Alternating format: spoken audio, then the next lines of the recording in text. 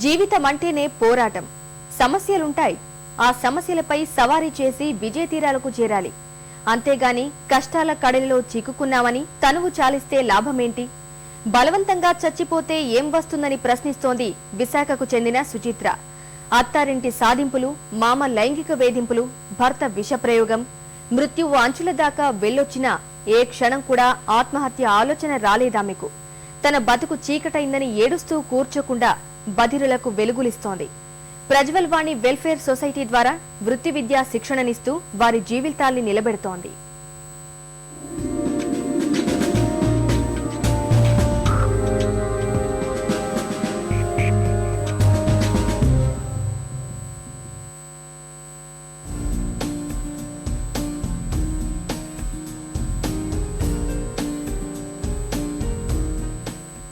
బతికి సాధించాలే తప్ప చచ్చి ఓడిపోకూడదు. అక్షర సత్యాలైన ఈ మాటల్ని ఆచరించి చూపించింది విశాఖపట్నం అల్లిపురానికి చెందిన కంటి మహంతి వెంకటలక్ష్మి సుచిత్ర. అత్తారింటి కష్టాల కడలి, అందులోనూ భయంకరమైన పెను తుపాను లాంటి సమస్యలు.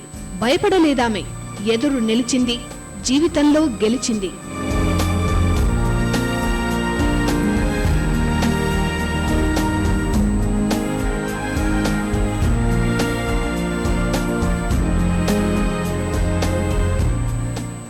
సుచిత్ర అందరిలాంటి అమ్మాయి. భర్త ప్రేమ, అత్తారింటి ఆప్యాయత ఇవే కావాలని కోరుకుంది. అనుకున్నట్టే ప్రేమించి పెళ్లి చేసుకున్న భర్త, కావాలని కోడల్ని చేసుకున్న అత్తా మామ. జీవితం ఆనందంగా సాగిపోతుందని ధీమా. కాని ఇవి కొన్ని రోజులే. కోడలంటే పని మనిషని, భార్యంటే బానిస అనుకునే వారి వికృత ఆలోచనలు తొందరగానే బయటపడ్డాయి. ఇంతకంటే చేదు నిజం, భర్తకు ముందే పెళ్లి జరిగిందని, 2 పిల్లలున్నారని తెలిసి సుచిత్ర గుండె పగిలింది. అంతకంటే ఘోరం మామ లైంగిక వేధింపులు.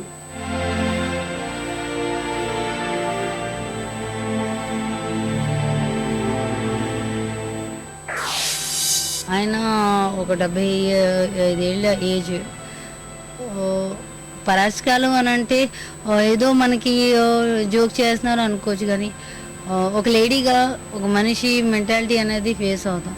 సో ఫేస్ అయిన మెంటాలిటీని ఇంకా అసలు ఇంత రెక్లెస్గా చూస్తే అది చాలా సిగ్గుపడేన విషయం. పుట్టింటి వారిని బాధ పెట్టకూడదని ఎన్ని బాధలను ఓర్చుకున్న సుచిత్రను ఈ లోకంలోనే లేకుండా చూడాలనుకున్నాడు భర్త. నమ్మకాన్నే నయవంచనగా మార్చి భోజనంలో విషం కలిపాడు ఆ కసాయివాడు. మృత్యు అంచుల దాకా వెళ్ళొచ్చింది. ఇంతటి పెను కష్టాల్లోనూ బతకాలనే పోరాటం చేశాను తప్ప చావాలనే ఆలోచనే ఎప్పుడూ రాలేదని చెప్తోంది సుచిత్ర.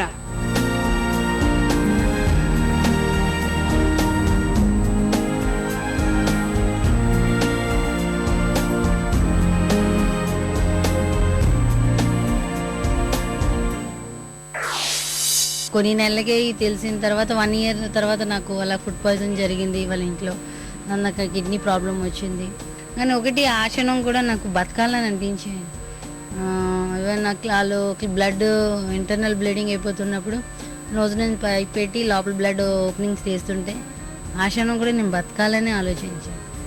చచ్చిపోవాలనేది అసలు ఇంత ఫేస్ అయ్యి కూడా ఇప్పుడు ఆ పొజిషన్కి ఆలోచించాను. ఎందుకంటే లైఫ్ అనేది దేవుడు ఒకసారి ఇస్తాడు. ఈ లైఫ్ ఏమంటే బతికి చచ్చిపోయాడు అని అనిపించుకోకుండా చనిపోయారు అని అనిపించుకోవాలి. సో అంత డిప్రెషన్ మూమెంట్ వచ్చినా ఏ రకమైన స్టెప్ ఇప్పటి వరకు మేము తీసుకోలేదు. భర్త ఇంటి నుంచి పంపించి వేసినా ధైర్యం కోల్పోలేదు సుచిత్ర. ఎన్ని కష్టాల్లోనూ బతుకు పోరాటం ఆపలేదు. దూర విద్య ద్వారా బీకాం చేసింది. అదే సమయంలో వృత్తి విద్యా శిక్షణ కోర్సులను అందించే జనశిక్షణ సంస్థ JSS లో సాఫ్ట్వేర్ హార్డ్వేర్లలో శిక్షణ పొందింది. కంప్యూటర్ హార్డ్వేర్ లో ఎలాంటి సమస్య వచ్చినా పరిష్కరించే స్థాయికి ఎదిగింది. ఏడాదిలోపే విద్యార్థిగా చేరిన JSS లోనే శిక్షకురాలిగా మారింది. తనే కాకుండా ఇతరులు ఎదగాలనే తపనతో మూగ చెవిటి వారికి శిక్షణ ఇవ్వడం కోసం 2009లో సీతంపేటలో ప్రజ్వల్ వాణి వెల్ఫేర్ సొసైటీ స్థాపించింది.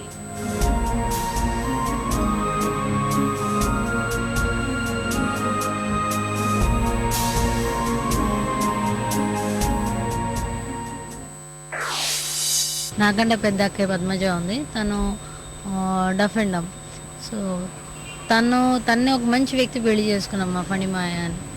సో నార్మల్ పర్సన్ తను మ్యారేజ్ చేసుకొని వాళ్ళకి ఒక బాబు పుట్టాడు ప్రజ్వల్. సో నేను సంస్థ పేరు కూడా ప్రజ్వల్ వాణి అనే పెట్టాను. ఆ సంస్థ పేరు ఆ చిన్న బాబు కూడా పెట్టాను. సో నేను ఆశించింది వాడు ఎలాగైతే చిన్నవాడు దీని పెద్దోడు అవుతున్నాడు, ఈ సంస్థ కూడా అలాగే గ్రోతప్ చేసి ఇంకెక్కువ మందికి నేను హెల్ప్ చేయగలను అని చెప్పేసి.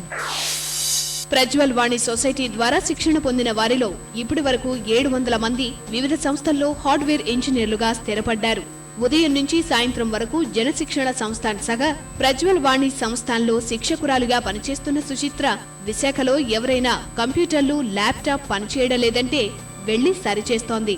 కూతురు జీవితం నాశనమైందనే బాధ ఓవైపు ఉన్నా తాను ఇతరులకు ఓ దారి చూపిస్తుంటే గర్వంగా ఉందని సుచిత్ర తండ్రి నరసింగరావు ఆనందం వ్యక్తం చేస్తున్నారు. ఒక విధంగానే చాలా సంతోషిస్తున్నాను. మాటలు రాని వాళ్ళకి, చెవింటూ వాళ్ళకి అందరికీ ఏదో భవిష్యత్తు ఇస్తుందని. ఇంకో విధంగానే కలతపడుతున్నాను తన జీవితం.